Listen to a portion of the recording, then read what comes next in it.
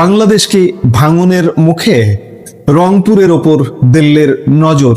বাংলাদেশ কি তিন টুকরো হতে চলেছে? ভারতের কিছু কট্টরপন্থী থিঙ্ক ট্যাঙ্ক কেন হঠাৎ দাবি করছেন প্রয়োজনে টাকার বিনিময়ে কিনে নেওয়া হোক, আর না হলে সামরিক শক্তি খাটিয়ে দখল করা হোক বাংলাদেশের আস্ত রংপুর বিভাগকে। শুনতে সিনেমার গল্পের মতো মনে হলেও পর্দার আড়ালে দক্ষিণ এশিয়ার রাজনীতিতে এমন এক বিপজ্জনক দাবা খেলা শুরু হয়েছে, যার সমীকরণ সাধারণ মানুষের ভাবনার বাইরে। ভারতের অতি গুরুত্বপূর্ণ সাউথ ব্লকে যে আলোচনাগুলো এখন ডালপালা মেলছে, আজ আমরা ভেতরের আসল সত্যটি উন্মোচন করব। এই মুহূর্তের ভিডিওটি বাংলাদেশ ও ভারত উভয় দেশের দর্শকদের জন্যই অত্যন্ত জরুরি। পুরো বিষয়টি বুঝতে শেষ পর্যন্ত আমাদের সাথেই থাকুন। ঘটনার সূত্রপাত ভারতের জাতীয় নিরাপত্তা উপদেষ্টা পরিষদের সাবেক সদস্য এবং ভারতের পারমাণবিক মতবাদের খসড়া কমিটির অন্যতম রূপকার অধ্যাপক ভারত কার্নাডের একটি মন্তব্য প্রতিবেদনকে কেন্দ্র করে। বাংলাদেশের ফেব্রুয়ারি নির্বাচনের ঠিক কিছু আগে গত ডিসেম্বর শেষ নাগাদ ভারত কার্নাড তার নিজস্ব ব্লগে একটি আর্টিকেল বা মন্তব্য প্রতিবেদন লেখেন, যেখানে এর সুস্পষ্ট রূপরেখা দেওয়া হয়েছে। আন্তর্জাতিক সম্পর্কের ভাষায় ভারত কার্নাডকে বলা হয় চরম বাস্তববাদী বা রিয়েলিস্টিক চিন্তাবিদ। তিনি শান্তি বা কূটনীতির চেয়ে সামরিক শক্তি এবং নিজ দেশের স্বার্থকে সবার উপরে রাখেন। তার সোজা সাপটা প্রস্তাব হলো ভারতের নিরাপত্তার স্বার্থে বাংলাদেশের কাছ থেকে রংপুর অঞ্চলটা কিনে নেওয়া হোক। আর বাংলাদেশ যদি অর্থনৈতিক সংকটে পড়েও এই প্রস্তাবে রাজি না হয়, তবে প্রয়োজনে সামরিক শক্তি প্রয়োগ করে তা কেড়ে নেওয়া হোক। কিন্তু হঠাৎ করে রংপুর নিয়ে ভারতের এই কট্টরপন্থী মহলে এত বড় ঝড় কেন উঠল? এর উত্তর লুকিয়ে আছে ভারতের মানচিত্রের সবচেয়ে দুর্বল জায়গায়, যাকে বলা হয় চিকেন স্নেক বা শিলিগুড়ি করিডর। দর্শক, মানচিত্রের দিকে তাকালে দেখতে পাবেন মাত্র 22 কিলোমিটার চওড়া এই মাটির সরু টুকরোটি ভারতের মূল ভূখণ্ডের সাথে আসাম, ত্রিপুরা, মণিপুর, মেঘালয়, মিজোরাম, নাগাল্যান্ড এবং অরুণাচল প্রদেশ অর্থাৎ উত্তর পূর্বাঞ্চলীয় সেভেন সিস্টার্সকে যুক্ত করে রেখেছে। এই করিডোরটি ভারতের জন্য চিরকালের এক গলার কাটা। আর এই চিকেন স্নেকের ঠিক নিচেই সুচালো কাটার মতো অবস্থান করছে বাংলাদেশের রংপুর বিভাগ।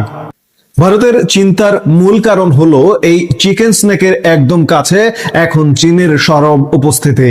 ভারত কার্নাড তার লেখায় স্পষ্ট সতর্ক করেছেন, বাংলাদেশ যদি কখনো চীনের একটি সামরিক প্রক্সি বা পুতুলে পরিণত হয়, কিংবা সেখানে যদি ভারত বিরোধী কোনো চরমপন্থী শক্তির উত্থান ঘটে, তবে ভারতের কপালে চরম দুঃখ আছে।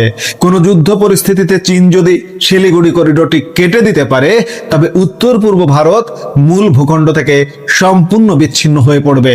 আর এই মারাত্মক বহু রাজনৈতিক আতঙ্ক থেকেই ভারত কার্নাড সমাধান দিয়েছেন, widen the Siliguri corridor, annexe the Rangpur division of Bangladesh, অর্থাৎ শিলিগুড়ি করিডোর চওড়া করো এবং বাংলাদেশের রংপুরকে নিজের অংশ বানাও। কার্নাড এই পরিকল্পনা বাস্তবায়নের জন্য দুটি পথ দেখিয়েছেন, একটি সহজ, অন্যটি কঠিন। সহজ পথটি হলো অর্থের বিনিময়ে জমি কেনা। রংপুর বিভাগের মোট আয়তন 16,185 বর্গ কিলোমিটার। তার প্রস্তাব হলো বাংলাদেশের বর্তমান আন্তর্জাতিক ঋণের বোঝাকে পুঁজি করে ভারত 10 থেকে 20 বিলিয়ন ডলারের থলি নিয়ে এগিয়ে যাক এবং রংপুরকে কিনে নিক। তিনি একে আধুনিক লুইজিয়ানা পারচেজ মডেল বলছেন। আর কঠিন পথটি হলো বাংলাদেশ রাজি না হলে পপুলেশন এক্সচেঞ্জ বা পরিকল্পিত জনবিনিময় করা। রংপুরের 1.5 কোটি মুসলিম বাসিন্দাকে বাকি বাংলাদেশে পাঠিয়ে বাংলাদেশের সমপরিমাণ হিন্দু জনসংখ্যাকে রংপুরে এনে বসতি স্থাপন করা এবং রংপুরকে বিচ্ছিন্ন করা। এখন প্রশ্ন হচ্ছে, টাকার বিনিময়ে কি আস্ত একটা অঞ্চল এভাবে কেনা সম্ভব? ভারত কার্নাড ইতিহাসের পাঠ শিখিয়ে বলছেন, হ্যাঁ সম্ভব। 1867 সালে তীব্র অর্থ সংকটে পড়ে রাশিয়া মাত্র 72 লক্ষ ডলারে আস্ত আলাস্কা অঞ্চলটি আমেরিকার কাছে বিক্রি করে দিয়েছিল। 1803 সালে নেপোলিয়ন বেনাপোর্ট ইউরোপে যুদ্ধ চালানোর খরচ জোগাতে 1.5 কোটি ডলারে বিশাল লুইজিয়ানা অঞ্চলটি আমেরিকার কাছে বিক্রি করে। এমনকি এই উপমহাদেশেই 1958 সালে ওমানের সুলতানের কাছ থেকে পাকিস্তান মাত্র $30 লক্ষ আজকের বিখ্যাত গোয়াদার বন্দর কিনে নিয়েছিল। এই ঐতিহাসিক নজিরগুলোকে এখন ভারতের কট্টরপন্থীরা ঢাল হিসেবে ব্যবহার করছেন। কিন্তু এখন প্রশ্ন হচ্ছে, এগুলো কি শুধুই খাতার ভেতরের তত্ত্ব?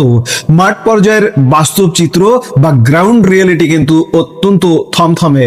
চিকেন স্নেক থেকে মাত্র 135 কিলোমিটার দূরে বাংলাদেশের লালমনিরহাটে দ্বিতীয় বিশ্বযুদ্ধের আমলের পুরনো বিমানবন্দরটি পুনরুজ্জীবনের কাজ চলছে এবং সেখানে চীনা কর্মকর্তাদের নিয়মিত উপস্থিতি ভারতের ঘুম উড়িয়ে দিয়েছে।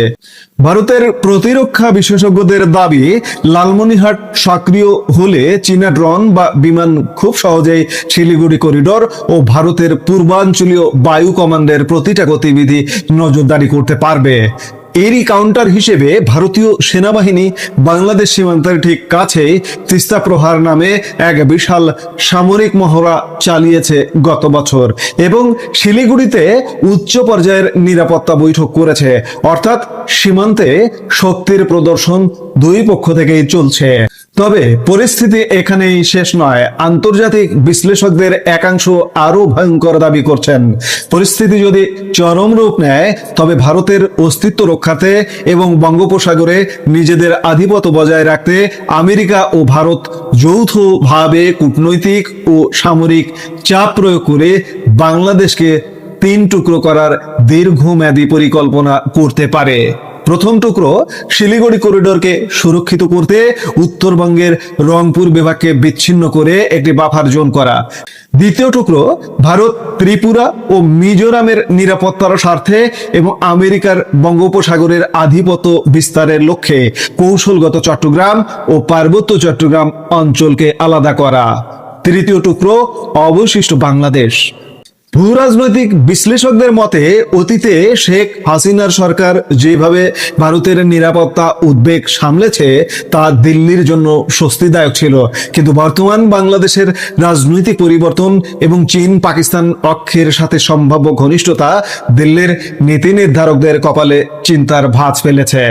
যদিও ভারতের আনুষ্ঠানিক পররাষ্ট্র নীতি কখনোই এতটা হিংসাত্মক বা অগ্রাসী নয়, তারা সবসময় সার্বভৌমত্বকে সম্মান করে, তবে ভারত কর্ণাটের মতো কৌশলবিদদের এই রংপুর তত্ত্ব বা বাংলাদেশকে ভেঙে বাফার জোন করার এই থিওরিগুলো প্রমাণ করে যে পর্দার আড়ালে হুমকিটা দিন দিন কতটা বাস্তব হয়ে উঠছে। ভারতের এই নিরাপত্তা আশঙ্কা এবং রংপুরের ওপর এই তাত্ত্বিক নজরদারি কি আসলেই দক্ষিণ এশিয়ায় কোনো বড় সংকটের জন্ম দেবে, নাকি বাংলাদেশ তার কূটনৈতিক চাতুরতা দিয়ে এই ভূ রাজনৈতিক ভাব এড়িয়ে যেতে পারবে? এখন সেটি দেখার বিষয়। তবে দর্শক, ভাবনার বিষয়, ভারত কর্ণাটের মতো একজন উচ্চ পর্যায়ের থিঙ্ক ট্যাঙ্ক বা বুদ্ধিজীবী শ্রেণীর মানুষ যখন রংপুর তত্ত্ব নিয়ে ভাবছে এবং এই চিন্তাবিদদের চিন্তার মধ্যে বুদবুদ উঠছে, তাহলে বিষয়টি কিন্তু ভাবনার বিষয়। আর এই ভাবনা থেকে বাংলাদেশকে বাঁচতে হলে বাংলাদেশে যে বর্তমানে যে রাষ্ট্র ব্যবস্থা আছে, যারা ক্ষমতায় আছেন, তাদের সেই রকম বাস্তববাদী চিন্তার সামনে আসা উচিত। নইলে এই যে 3 টুকরো, ওদিকে পার্বত্য চট্টগ্রামকে মার্কিন যুক্তরাষ্ট্র চায়, এদিকে রংপুরকে ভারত চায়, মাঝখানে বাকি বাংলাদেশ, এই মুহূর্তে রূপকথার গল্প কিংবা অবাস্তব গল্প মনে হলেও আমাদের ভুলে কিন্তু চরম মাসুল দিতে হতে পারে। কাজেই এখনই সচেতনতার সময় এবং সেই অনুযায়ী বর্তমান সরকারের ভারতের সাথে ভূমিকা হওয়া উচিত বলেই ওয়াকিবহাল মহল মনে করে। এখন দেখার বিষয় যে বর্তমান সরকারের ভূমিকাগুলো আরো কেমন হয়, কারণ ইতিমধ্যেই প্রশ্নবিদ্ধ এবং ভারত বাংলাদেশ সম্পর্কটা এই মুহূর্তে একটা টান উত্তেজনাপূর্ণ মুহূর্তে রয়েছে। এগুলো শেষ কোথায় আমাদের নিশ্চয়ই দেখতে হবে, আমরা নিশ্চয়ই দেখব। এই মুহূর্তের ভিডিও থেকে বিদায় নিতে চাইছি, দেখা হবে পরবর্তী ভিডিওতে। সে পর্যন্ত ভালো থাকুন।